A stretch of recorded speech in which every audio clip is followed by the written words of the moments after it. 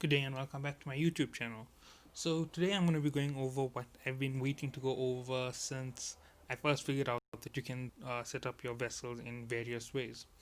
So what I'm going for straight away is going to be explaining how to set up each one of the various steps within your fleet. Now to understand it, you have exactly two sets of players in each fleet, basically from your 10 players. So not two sets, you have five sets. Two people working together in a coupling to form each set. So starting from the front, your first and most prioritized person is going to be your defensive.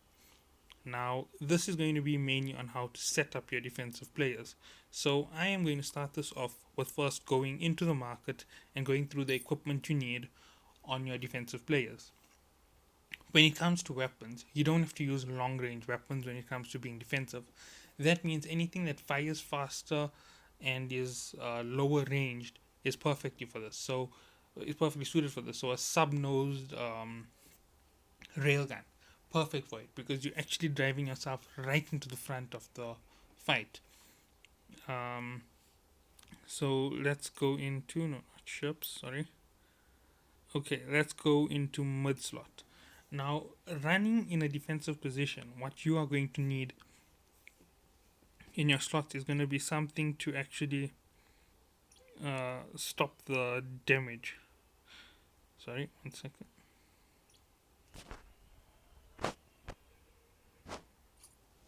Okay, let me just go down.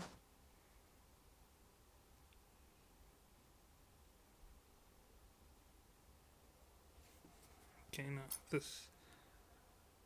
this actually would be useful in the entire fight, but there is something else that I wanted to go to. Here it is. This is one of the most key things you're going to need in your battle. Now, the reason for this is you are going to need to cancel the effects of negative energy drain on your ship. You are going to be requiring others to pull energy into you, and you're going to require to stop the energy drain from hurting your vessel. So this is the first thing that you're going to need. The next thing is going to be in regards to using drones. On close range, drones are absolutely necessary. They undisputed one of the best weapons to use in the very close range of a fight. So if you're running with it and you want to know which vessels to go for, the higher ranged vessels for using drones are way better. And your low slot is going to be total damage control. You don't want any damage breaking your shield. So you are going to have the most amount of defensive. So from the start, let's see, damage control. Nah, you're not going to put this one. This isn't really going to help you much when it comes to taking in massive damage. Here's it. The first thing you're going to need is the medium shield booster. So in other words, you're going to want extra shield while you're fighting. Now the reason for this is simple. The more shield you have, the more of a beating you can take. And you are reliant on a second line to actually stop you from taking more hard hits. The next thing you're going to want is a shield hardener. Now from your shield hardener, you want the best possible skills. If I'm right, this is an MK7 level. MK8. Sorry, so this shield, if I'm correct, has no, it doesn't have the most. Seen better. Okay, well, you're going to want the most amount of defense when it comes to how you're going to take it. And hardening shield means that your shield can take way more beating. So once it's boosted up, plus you have this on, you're going to take a massive amount of beating just to break your shield. And last of all, you're going to want a shield booster. Now the shield booster is going to improve your lasting effects in the battle. And as soon as you can take more damage, you actually are serving your purpose. Your whole idea is to always play the front role in all of the missions and stories. That means you get right in front, you're holding all the fire, and nobody else in your fleet has to worry about what you're doing. Obviously, there are other things you could use. You could try and use small little gimmicks in it, but the next thing you're going to want is your defensive rigs. Now, as I'm saying, your shield is the most important. If your shield goes down, you get out of the fight. That's how it goes for those who are sitting in front in defense.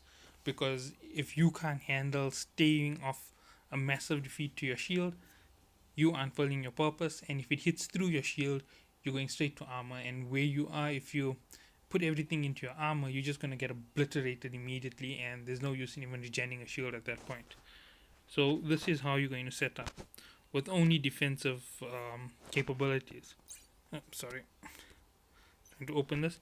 The whole idea in this is going to be reducing the activation time. So this one here, the core defensive operation, you want to reduce it. So you want to be able to regenerate your shield twice as fast or thrice as fast. Then the next thing is going to be defensive. You want to reduce the amount of energy it's using so you can use it more often.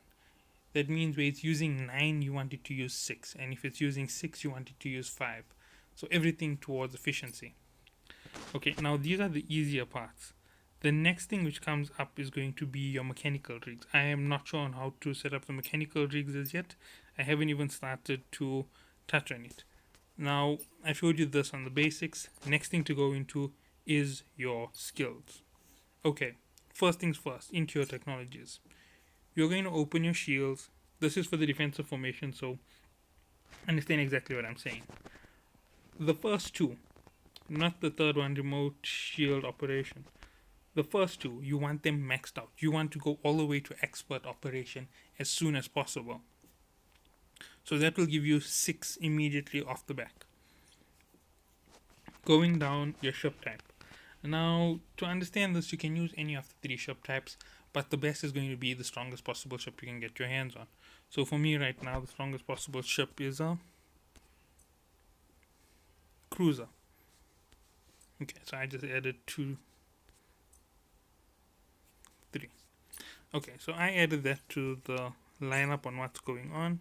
That's because I need more defense on my cruiser, even though my cruiser is pretty powerful as it stands. So here we go. I've started to set it up. Now, the next thing you're going to do, as I said, is you want to have all of this at its best. Then you're going back into your ship and weapons technologies, and you're going to try and increase your engineering. And where is the second function that I'm looking for? I'm not exactly sure where it is. No, this isn't it. That's to help you with your production. Sorry. Command. You are going to want the best command of the vessel that you are using in this close combat. So, for example, with me and cruisers at the moment, I should have had cruiser level, cruiser advanced command and expert command already learned and going through, because I know I'm going to be keeping a cruiser in the next stage. Okay, so that's how it's going to go. You must make sure that you keep building up on these simple things. Now, the other types of builds are going to require you to do more of other type of research. So let's go into your weapons. Now, being somebody who is going to be on the front lines and taking damage doesn't mean that you can't fight. Being able to take hits means that you're just reducing the amount of extra damage you can do. So you're going to be able to sit in front while you're hoping that the guys behind you are taking a bigger role in defending you. Obviously, if you're using an energy-based weapon, you're going to want to max out the efficiency from your learning of the skills. And as you can see, I'm a missile-based commander, so I'll go straight down. And there it is. My medium upgrade is going through. I'm going to advance soon. And once I'm done with that there, it's going to be straight on to large. And that's how it goes. That's what you're going to have to make sure you have in your builds. A nice strong defense. Let me see if I can get these things in the right order. Okay.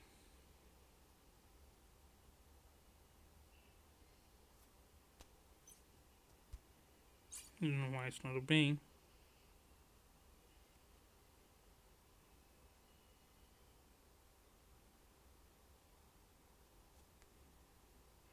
Okay, but anyway, doesn't really matter at this point. So when you progress in this manner, you're going to have a massive amount of skill coming your way. And what that means is, in fights, you are going to be able to hold the front line. Now, I can expedite my I can expedite all this training anytime I want because it's only going to cost me 60,000. But the one thing that I learned is the small ones are always nice to throw in to learn when you reduce under 24 hours, and then you put a big one on the back and let it go through. You can expedite from it if you want, but all depends on how you're playing. Now, when it comes to running your missions, a lot of people are under the influence that playing in a fleet isn't worth it because you're getting less rewards. And it's true that you're getting less rewards in the seconds, but in actuality, you're getting way more rewards than anybody else around you. If you consider it, like last night we went through T7 and T6 encounters, where I get 80,000 ISK solo, I get 8,000 ISK in the fleet. But the time that it takes me to defeat a single T6 solo or T7 solo is about an hour. And when I'm in the fleet, I can do 10 in less than 20 or 30 minutes. So, looking at the reduction, I'm making the same amount in half the time. That's doubling your output. Obviously, that means you also have other people's missions to go through. And it also means that you're making your own bounties if you structure it right in your fleets. So you have everybody combined together, and that's how you'll run around in a fleet. And then if you're even more advanced in it, you grab a story mission and you'll go in all at once, and you'll take on those massive fleets using these formations. Now this is the first formation, and this is the forward defense. This is your front line, the first two of your 10-man fleet, and the next two are going to be support in the next video. Thank you for watching.